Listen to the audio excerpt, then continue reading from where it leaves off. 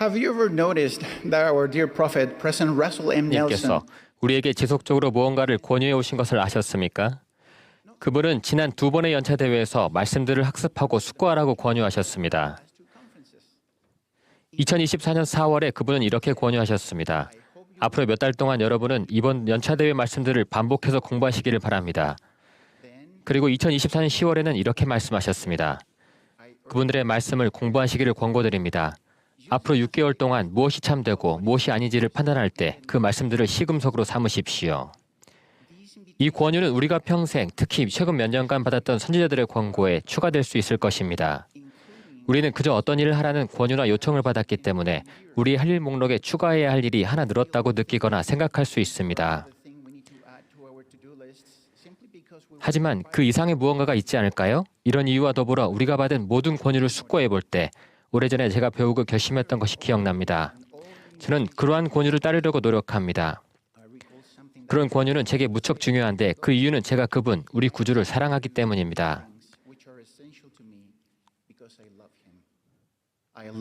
이 사랑이 제가 하는 행위의 진정한 이유이자 가장 강력한 이유입니다. 이는 또한 제 형제 자매이신 여러분을 향한 저의 사랑과도 연결됩니다. 여러분의 형제로서 저는 여러분께 우리가 하는 모든 일을 구주를 사랑하는 우리의 마음과 연관지어 이해하기 위해 노력해 보실 것을 권유드립니다. 이렇게 하면 우리는 구주의 제자로서 우리가 하는 모든 일 뒤에 숨은 진짜 이유를 이해하게 될 것입니다. 또 성약으로 맺어진 우리와 하나님과의 관계를 강화하고 그분의 신성하고 영원한 진리, 결코 변하지 않을 그분의 영원하고도 절대적인 진리를 이해하게 될 것입니다. 영원한 진리에는 다음과 같은 것들이 있습니다. 하나님이 세상을 이처럼 사랑하사 독생자를 주셨으니 이는 그를 믿는 자마다 멸망하지 않고 영생을 얻게 하려 하심이라. 흥미로운 사실은 때때로 우리가 어떤 일을 지속하여 그것이 전통이나 관습이 되어버리면 그런 전통이나 활동으로 인해 예수 그리스도를 믿는 신앙을 키우는 우리의 노력에 지장을 받기도 한다는 것입니다. 이런 전통이나 활동이 구주와 우리의 성야의 관계에 미치는 영향력은 고려하지 않은 채 수년간 해왔다는 이유로 우리는 그런 것들을 계속 유지하는 것 같습니다. 이 세상에서 우리는 보통 우리가 하는 일과 삶에서 끊임없이 계속되는 임무와 목표를 완수하는 데 집중합니다. 이런 환경에서 우리는 어떤 것을 하는 이유, 특히 영적인 것과 관련된 이유를 이해함으로써 단순히 그것을 하거나 목표를 성취하는 것 이상을 이룰 기회를 얻습니다. 우리 행위의 근본적인 이유가 구주와 하나님 아버지에 대한 우리의 사랑과 관계가 있음을 이해할 수 있다면 우리는 이런 기회들을 통해 다음과 같은 것들을 이해하게 될 것입니다. 즉, 교회 활동이나 전통과 같은 의로운 일을 하더라도 물론 좋은 일을 합당하게 하는 것은 그 자체로도 좋은 것이지만 그 일을 왜 하는지 생각해 봄으로써 그 이유를 이해하게 되는 축복을 받게 될 것입니다. 우리는 그저 선한 일을 하거나 그 일을 올바르게 하는 것이 아니라 올바른 이유를 위해서도 하게 될 것입니다. 예를 들어 여러분이 경전을 읽고 진심으로 기도하고 가족이나 와드 활동을 준비하겠다는 목표를 세울 때 단순히 이런 일들을 완수하는 것이 진짜 목표일까요? 아니면 이런 일들은 여러분이 진정한 목표를 완수하기 위해 활용할 수 있는 수단일까요? 그저 우리가 수년간 해왔던 어떤 활동을 하고 그런 다음 할 일 목록에 완료 표시를 하는 것이 그 일의 목적일까요? 아니면 그런 활동은 우리가 배우고 느끼고 구주와 유대하기 위한 수단일까요?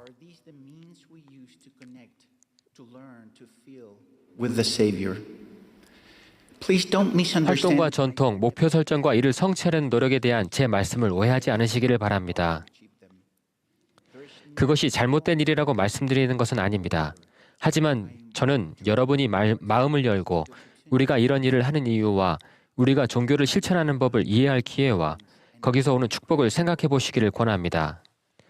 그리스도의 중심을 둔 전통의 가장 훌륭한 본보기는 델린 H. 옥스 회장님께서 제1회장단의 이름으로 우리 모두에게 주신 요청일 것입니다.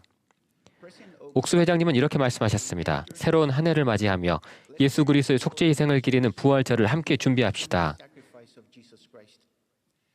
다른 이들이 무엇을 믿고 행하든 우리는 그분의 가르침을 공부하고 사회 전반, 특히 우리 가족 내에서 부활절 전통을 확립하도록 도움으로써 우리의 살아계신 구주의 부활을 기념해야 합니다.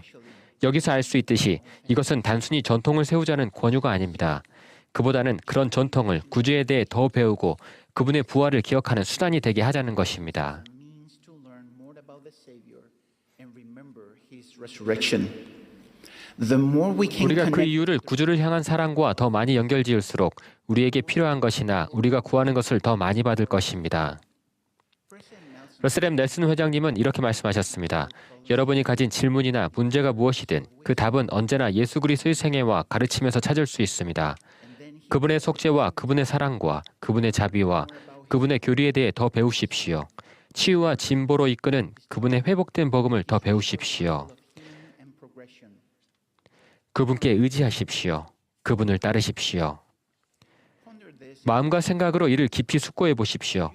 여러분은 넬슨 회장님께서 우리가 지식을 더 쌓고 과제를 완수하게 해줄 할 일 목록을 준비하게 하려고 이런 권유를 하셨다고 믿으십니까? 완료한 뒤에 할 일 목록에서 그분의 권유를 지울 수 있게 말입니다.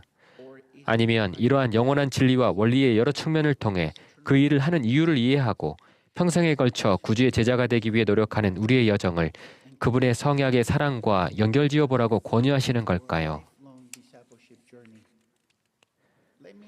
제가 전하고 싶은 원리를 설명해 드리겠습니다. 첫 번째 예는 어쩌면 극단적일 수 있는데 연차대회의 모든 말씀을 다 읽는 것입니다. 일단 다 읽고 나면 읽은 것과 관련해 아무것도 하지 않은 채 할림 목록에서 이 권유의 완료 표시를 하는 것입니다.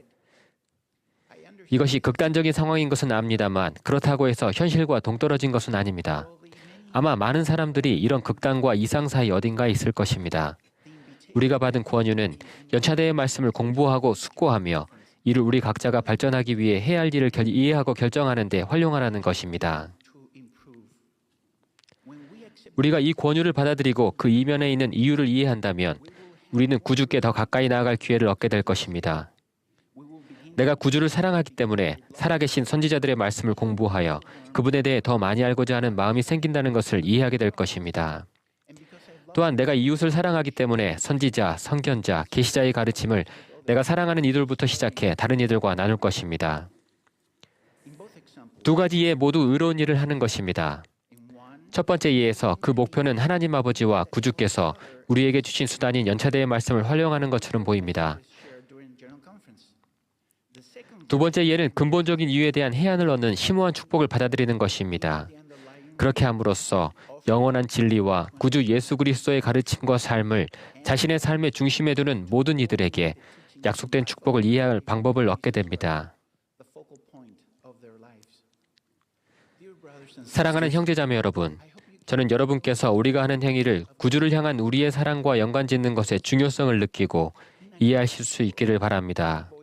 세계화된 세상에서 여러분에게 영향을 미치려는 수많은 목소리가 있을 것입니다. 그 중에는 여러분이 예수 그리스도의 회복된 복음의 근본 진리들이 불필요하다고 믿게 하려는 목소리도 있을 것입니다. 그런 근본 진리에는 이 후기에 회복에 필요에 관한 필수 진리부터 지상의 하나님의 왕국, 즉 회복된 예수 그리스도 후기 성도 교회가 있어야 할 필요성이 포함됩니다. 구주와의 개인적 관계 또는 그분에 대한 이해만으로 충분하며 종교 혹은 회복된 교회는 불필요하다거나 중요하지 않다고 주장하는 목소리를 들으실 수도 있습니다. 저는 여러분을 잘못된 길로 인도하는 이런 생각은 더디게 고려하거나 아예 저항하시기를 권유합니다. 그리고 구주께서 고대로부터 우리에게 말씀하시고 가르치신 것은 더욱 속히 기억하시기를 바랍니다. 즉, 하나님 아버지와 예수 그리스도께서 우리를 사랑하신다는 것이며 우리는 두 분을 사랑하기 때문에 그분들을 따른다는 것입니다. 아버지 하나님과 그분의 아들은 조셉 스미스에게 오셔서 예수 그리스도의 교회를 회복하고 때가 찬 경륜의 시대에 지상에서 그분의 왕국을 시작하라고 말씀하셨습니다. 예수 그리스도의 교회는 우리가 본향으로 돌아갈 수 있게 하는 성약을 맺게 하려고 하나님 아버지께서 마련하신 수단입니다.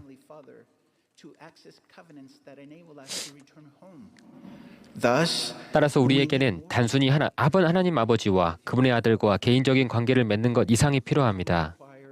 우리는 그분들과 성약을 맺을 수 있는 필수적인 신권의식이 필요합니다. 신권의식을 통해서 우리는 그분들과 성약 관계를 맺고 그분들이 주시는 성약의 사랑을 받게 됩니다. 이 사랑을 통해 자신이 맺은 성약에 참되고 충실한 자들을 위해 준비된 가장 높은 등급의 영광을 받을 수 있습니다.